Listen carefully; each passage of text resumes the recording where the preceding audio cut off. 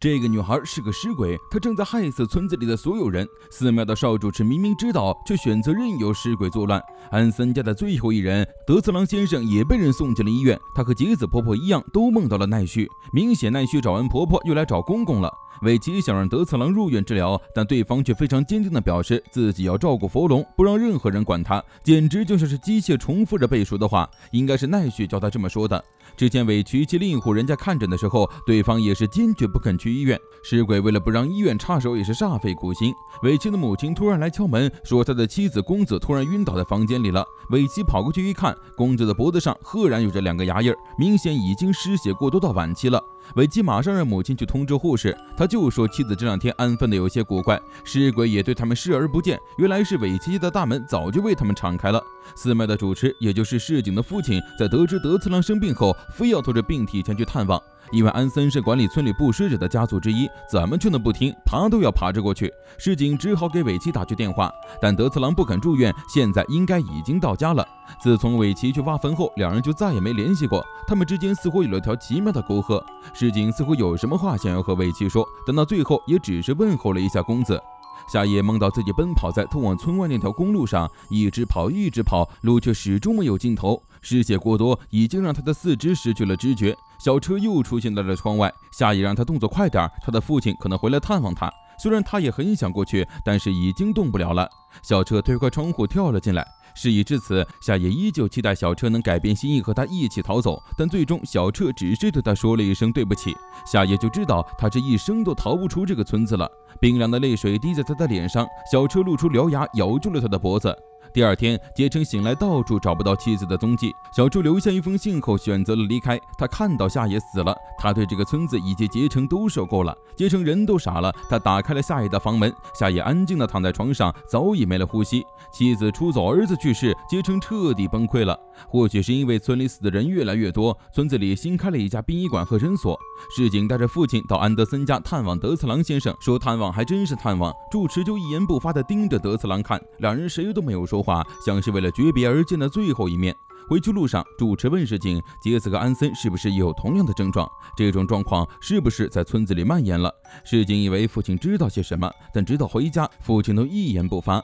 小军和小昭日常去探望夏野，但敲了半天也不开门。男人拉开一条门缝，神色恐怖，宛如丧尸。小军和小昭吓坏了。杰成说自己没空应付小孩子，就又关上了门，对夏野的事只口不提。路过的邮差告诉他们，早上的时候这家门口停了辆灵车，应该是什么去世了。这下2人还有什么不明白的？是夏野去世了。2人都悔恨不已，如果当时他们能赖在外面保护夏野就好了。但事已至此，他们也只能锁好门窗保护自己了。小慧悄悄出现在他们窗外，姐弟俩的父亲下班回家，脸色惨白，一言不发。他已经被小慧吸了血。母亲骂骂咧咧的给丈夫准备晚饭，每天都加班到深夜。村公所哪有什么班可加，肯定这个同事喝酒去了。而罪魁祸首小慧正开心的转着圈圈。公子被发现的太晚，最终没能熬过去，在当天晚上去世了。但是他没告诉任何人这件事，也不让其他人插手。护士们都以为他在尽全力救治妻子，殊不知尾崎的精神已经开始不正常了。他在妻子身边堆满了冰袋保温，他要见证公子到底会不会变成尸鬼。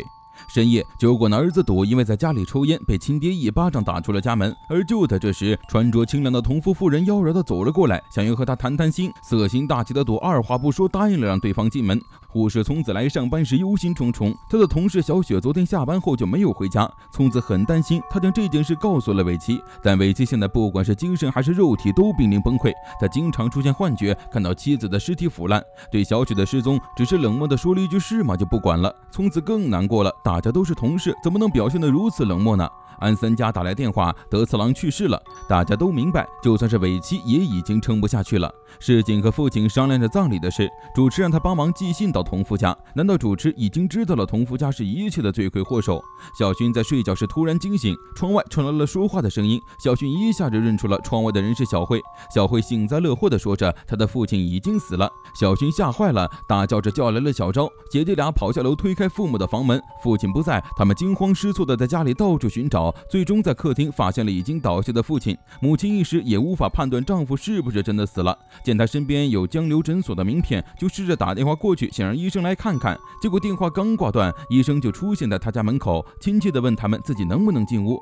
公子死亡已有4天，当然尾崎一直都在隐瞒着，让别人以为公子一直在病着。尾崎的母亲想着应该通知公子的家人了，不然事后又要胡搅蛮缠。对尾崎来说，今晚是至关重要的一晚。从尸鬼的存在尚未被人知道来看，他们不可能在死后前2天的葬礼和守夜时复活，尸变最快也得死后3天，也就是72小时之后开始。然而马上都要第5天了，公子还是没有任何动静。藏匿尸体的压力他再也无法承受，尾崎决定，如果今晚还无事发生，他就放弃通知公子的家人。掀开公子脸上的白布，尾崎一个恍惚，似乎看到了腐烂的眼睛，尸体仍旧没有半点动静。而就在尾崎准备放弃之时，公子的脑电波突然产生了波动，他正进行着和腐烂完全不同的变化。天快亮的时候，同夫家的佣人加之指挥着尸鬼们回去睡觉。小慧跑过来问夏野有没有尸变，得知夏野是被城里的殡仪馆运走了，而城里都是举行火葬的，也就是说夏野不可能复活，都已经被烧成灰了。小薰难过的捂着脸痛哭，一听夏野是火葬的，最高兴的人就是正雄，都被烧成灰了呗，居然还有这种好消息。小慧气得抄起石头砸他，拽着正雄左右开弓狂扇耳光，凭什么像正雄这种人渣都能复活，夏野却要被烧成灰呢？要是夏野成了他们的伙伴，肯定会马上升到干部级，和到现在还不敢杀人的正雄不一样。加之安慰小慧别伤心了，肯定会找到更好的男人，说不定还能被分到城市班。城市班就是负责夜里从别的城市拉人过来，为了不敢杀人的尸鬼和刚尸变的尸鬼提供血液的小组。正雄刚尸变的时候让他咬的人就是从城里拉来的。凌晨4点，尾崎架起相机开始记录接下来的实验。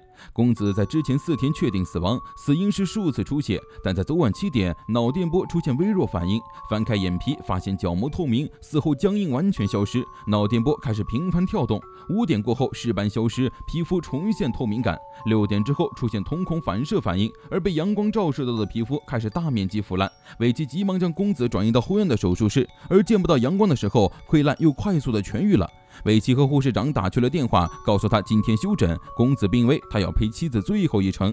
护士难过的流下眼泪，殊不知已经不正常的尾崎确实是在昏暗的地下室送自己的妻子最后一程。晚上5点过后，尾崎开始对公子进行各种实验，抽血后手臂上的针孔快速愈合，血液不会凝固好分离，对各种药品也都没有反应，经过一段时间后会变成暗红色。尾崎尝试着滴入自己的血液，发现血液很快被吞噬殆尽。而就在这时，公子醒了，眼睛已经变成了尸鬼的红色，没有呼吸和心跳。尾崎尝试了所有的麻醉药品，全都无效。公子对自己的变化和冷酷的丈夫非常害怕，他试图开口求饶，却被尾崎堵住了嘴。注射农药依旧无效。他发现公子对清脆的声音和佛像非常恐惧，而接下来要研究的就是如何终结尸鬼的生命。尾崎拿起手术刀划开大腿，伤口很快愈合，剥开皮肤，切断静脉，出血也快速的停止。尾崎尝试着破坏大脑，仍旧没有作用。最终他拿起木桩和锤子，在妻子恐惧的眼神中一下又一下的砸进了妻子的胸口。石井在当晚也思考了很多，他和尾崎是竹马，小时候也曾商量过不要做继承家业的道具，去过自由的生活。但是他们背负着村民的期待，要是将寺庙和医院舍弃，村民们该多么的失望。最终他决定去找尾崎好好谈谈。然而到了医院后，眼前的一幕让他吓傻了。手术室里如同凶杀现场，尾崎满脸是血的回过头，如同恶鬼。